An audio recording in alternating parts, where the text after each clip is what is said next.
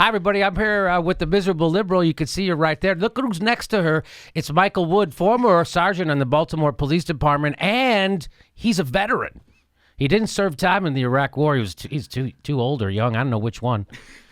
But he was one or the other, though he couldn't make it to the Iraq War. I don't know what's the point of being in the military if you don't go to war. I don't know what the hell that's about.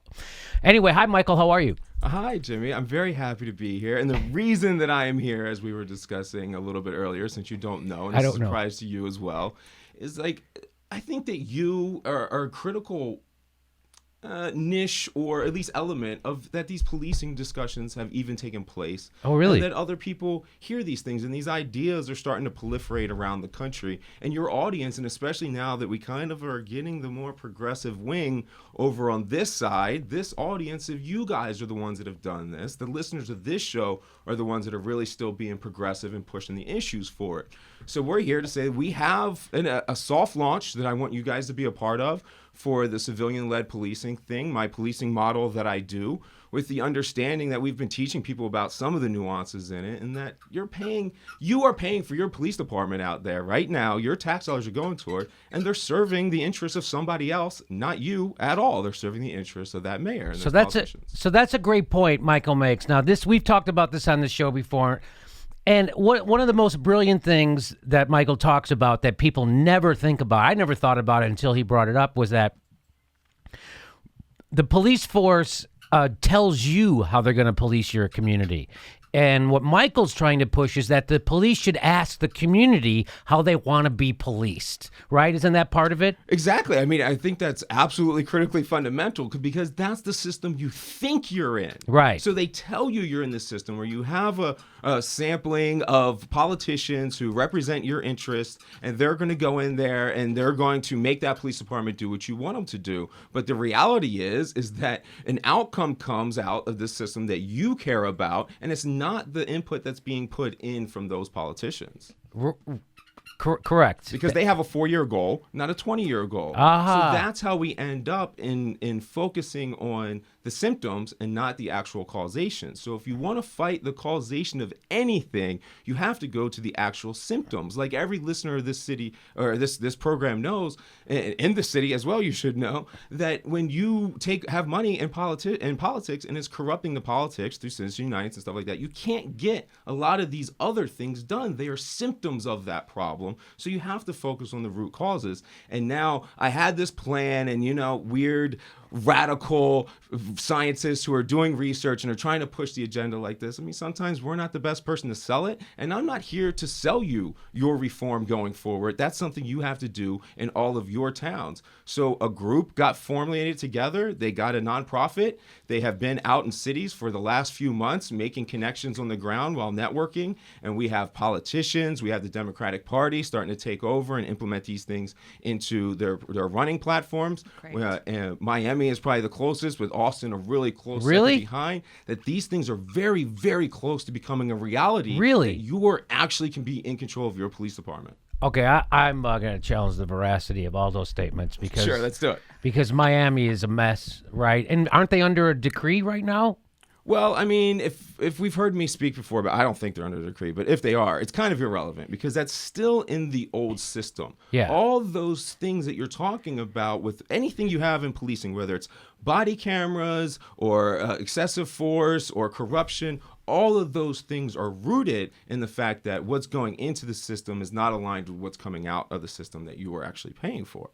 Oh, okay. So now you saying you're having a soft launch. So is it an organization you're launching, or is it a website? Or Well, it's not me. There's a nonprofit with close people that I trust who are really taking the effort and leading this forward, because I can't be the one. Like, I'm not coming in here to tell you this is how you should do things. Go do it in your city because you should listen to Mike Wood. That's not at all. You got to formulate these things in your local communities, and we're seeing that it was possible. These cities are starting to do it. So I want you guys here to be a part of this. They're collecting the fundraisers.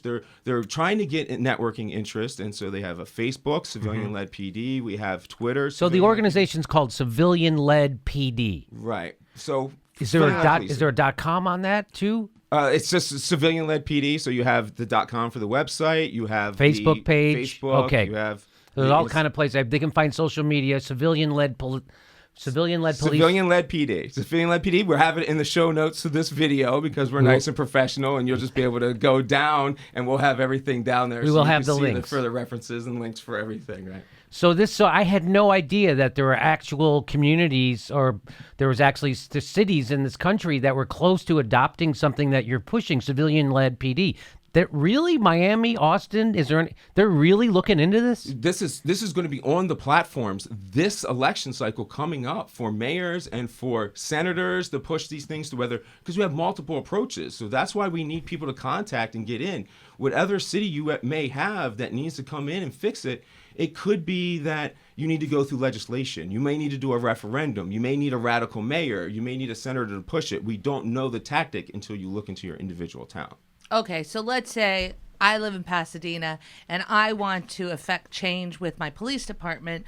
Does this also give me the steps to be able to do that? Well, so that's what we need to talk about with these groups. So this is specifically what the group is formulated to do, is to make the connections. They have a huge network out there right now. Okay. So with using media, using me, using different politicians to be able to all work together, because the thing is the whole power structure is telling us that we can't do this. But what I'm telling you is we can do this. Yes. We just have to stick together. This is what was really kind of wrong before in the election. And I'm not going to be like, I told you. But when I was traveling this country, I left the East Coast and went to the Midwest. And it was like, oh, I am not seeing the world. Everything that we think is just not true. These, I want conservative, royal people that live out in the counties. They were pushing Trump. They were all over Trump, and everyone was completely naive to what they were achieving. They were uniting and achieving on a local level. And whether you're talking about them doing that on a local level, because they need to control their police departments as much as anybody else does, just as you do in your city. So those same ideas that they do, we're seeing elsewhere, and with progressives too, but it's not getting the attention because activism tends to be about attention, not about actual on-the-ground effectiveness. And so there in Austin, in Miami, and Portland, progressives are on the ground really pushing these issues, and they're taking over local politics that you don't see on this big national stage. Wow. Well, this is encouraging, and are you encouraged, Michael? Okay, so yeah, and that's not my demeanor to be encouraged by the state of American affairs, and especially with policing. But these guys that have all gotten together, I think when it's all the pressure of society comes down like this is when the true warriors rise up and really fight. We have people not getting money that have been doing this for months, living off of credit cards. There's Avi Trope, the president, has been living and burning all of his miles for months and months and months, completely dedicating to this to finally bring out the initial groundwork. And now that initial groundwork is there, like this is ready to go. And I want you guys to all be a part of this. Wow. So what can someone, like, besides me giving you a platform to tell people about it, what can people do? How can they help? Right now, this is what we need to do, is focus on this issue. So all we need is to reach out to Civilian-Led PD right now, whichever way you do it. The website's going to be the best way to do it because we'll have a sign up there, and we just want you to sign up, give us where you are, what your interest is, and we'll start making the network connections to figure out how to get it done in your town. We have a legal team. We just need these things funded. Everybody's ready to go to attack those specific issues. So sign up, follow, everything's going to be there, and these guys are really going to pull this off as long as they have the support and realize we can stay together and do this. Well, it seems like it's a potential solution to an ongoing problem. Like whenever people bring up police brutality, and one of the things people love to say, well, not all cops are bad. And the thing I always say to that, especially as a reason, well, that's a straw man. That goes without saying. When you address police brutality, you're talking about a systematic problem. There's a problem in the way things are recruited, in the way police are trained, and issues with PTSD. The list goes on and on and on. That's a systematic problem. Something like this would be a community grassroots solution. And if it's spread, it could be a nationwide solution. Right. You would agree with what Ron said, that it's a systemic problem. And when people say that all cops aren't bad, that's a straw man. Yeah, I mean, it's completely, it's almost irrelevant. It's almost like saying all postmen are bad. And it's like, no, postmen would only be bad if we incentivize them to deliver mail to the wrong address, or if we incentivize them to not deliver your mail at all. So that's essentially what policing is there is the head of the policing post office, and you're asking them to deliver mail to your house. They're delivering it a mail to some other place's house. You're like, hey, I paid for you to deliver mail to my house. And they're like, no, like, seriously, if we deliver to the other house, it'd be so much better for you. I promise. So are you saying that cops in general from coast to coast are incentivized to be more brutal than they need to be, to shoot quicker than they have to, and generally see the citizen as someone who needs to be policed instead of a citizen who needs to be served? Well, I mean, of course, because not only are they incentivized to do that. How are they incentivized to do that? Okay, so you have quotas. So quotas is one part. And those okay. are unofficial. So if you need an arrest, then you get measured by your arrest. So if your boss measures you by arrest, well, then you go out and get arrest. Do you care that it's a legit arrest? Because if they don't measure you to make sure you had a good arrest, just any arrest, well, then you just get any arrest and you get the metric that you have. We have codified into law, which we've seen with Terrence Crutcher being killed, that Shelby just got off of that. Oh, that was the woman cop who shot him in cold blood. We all saw it happen. The guy had his hands up. She shot him, and she doesn't go to prison. Now, I know you say that doesn't matter in a sense because that wouldn't reduce that happening again, or the how often that happens, that putting cops in jail doesn't. But don't you think it helps the psyche of the community to feel like, hey, there's justice for us? Okay, so that's a nice intellectual conversation to get on, so I hope we don't go too far on that. But that's called procedural justice.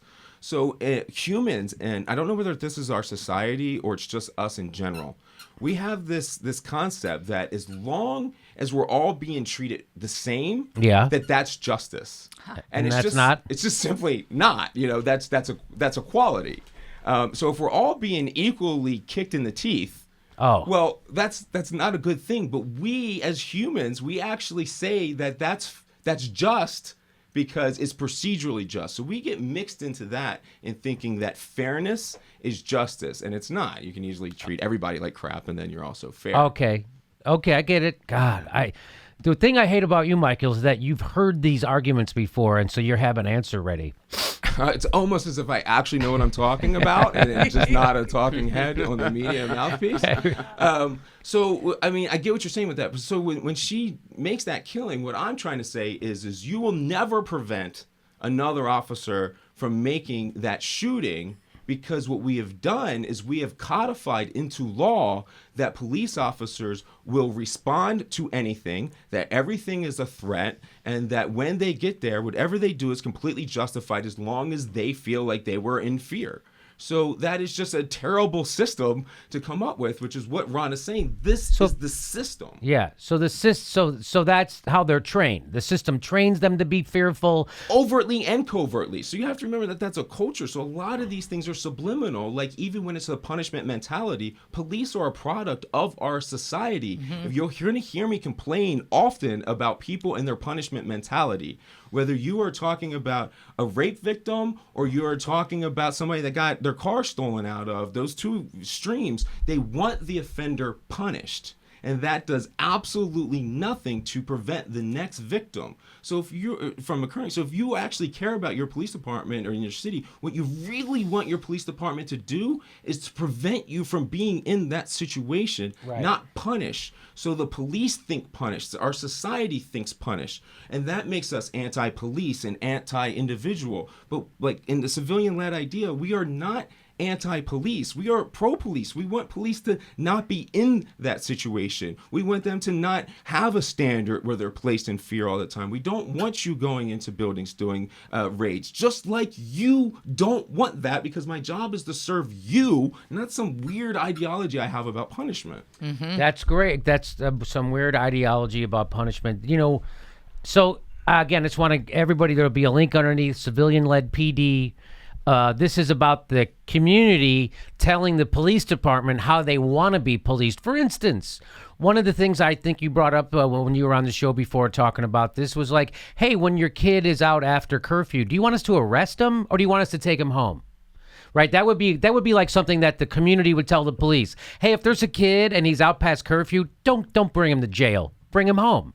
That could be the policy for your community. Am I wrong about this? No, that's not wrong at all. We have that codified into the system. People need to. I hate saying people need to. You don't need to do anything.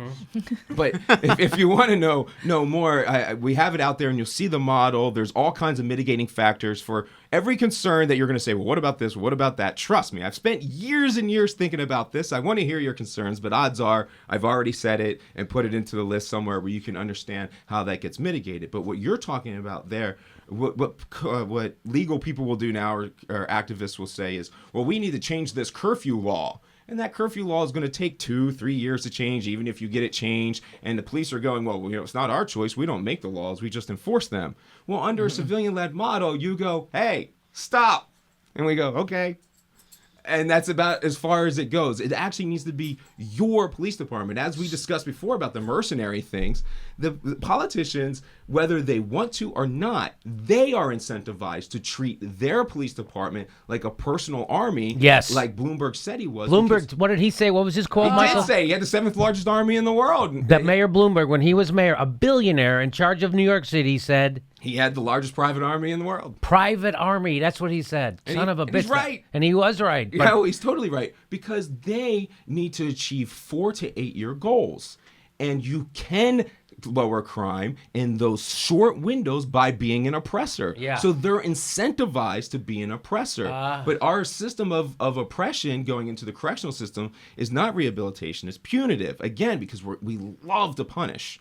So when we put them into a punitive system, they come out more likely to commit that robbery that you wanted me to stop them from doing. And so here's one more thing I want people to understand.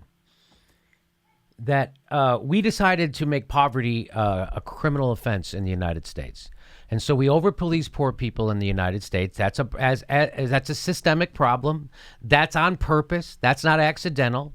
And so in 1980, we had 300,000 people in prison in the United States. Do you know how many people we have in prison now? Because we went on this war on drugs, which is really a war on poor people. And it's a war on the underclass. It's a war on black people. It's a war on Mexican people.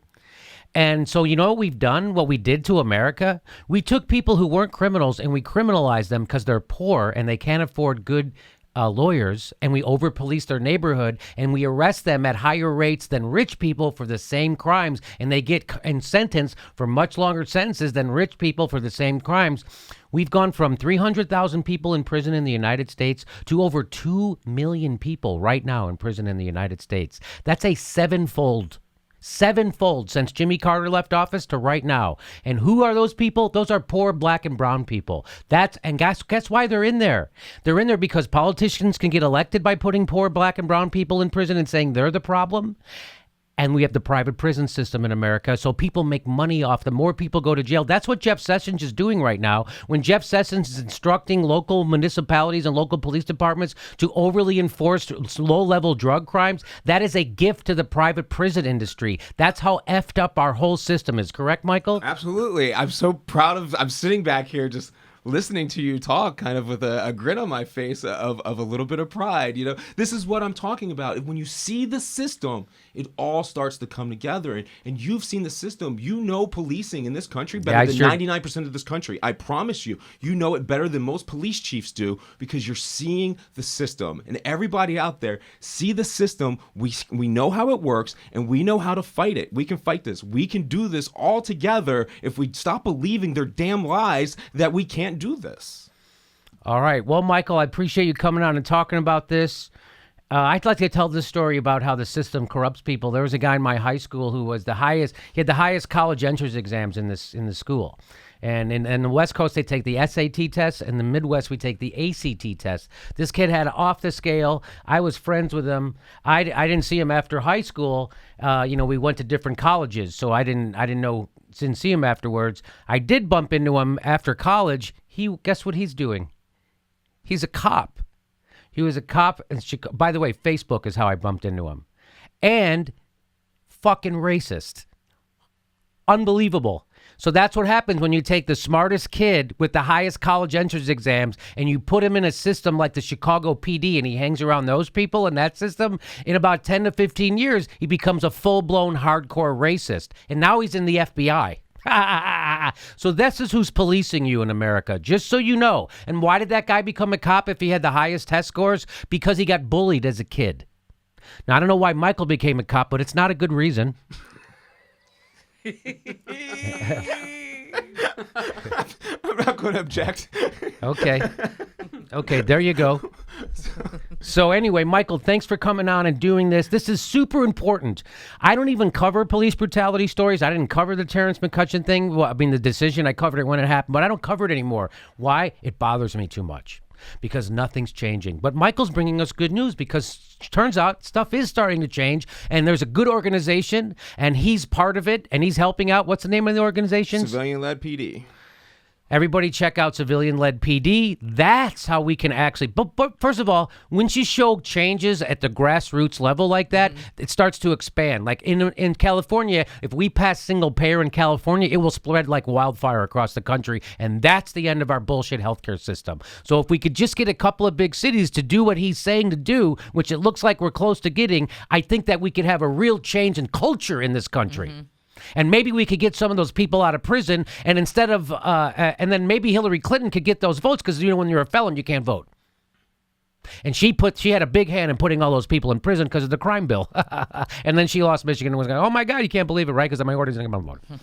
So I think we got to get on board. Michael, thanks for being our guest. Do you want anything else to say? You have a closing? I just want people to understand that, like, that friend that you're talking about, when we change the system, we can save them too. Those are other people we can save by changing the incentives of this entire system. And whatever your lane is, we need your help to do these things. If you're good at media, that's fine. If you can teach people to write, that's great. Grant writing, or if you only have money, trust me, we need money probably more than anything else. These guys are out there pounding, and if you just, you know, it's hard to not just be a Twitter activist, but if that's all you can do is give us money, that's fine. We need that. We have to be able to go out there and have resources to do this for you. We're ready to do the fight. You know, we just need your help. Check them out.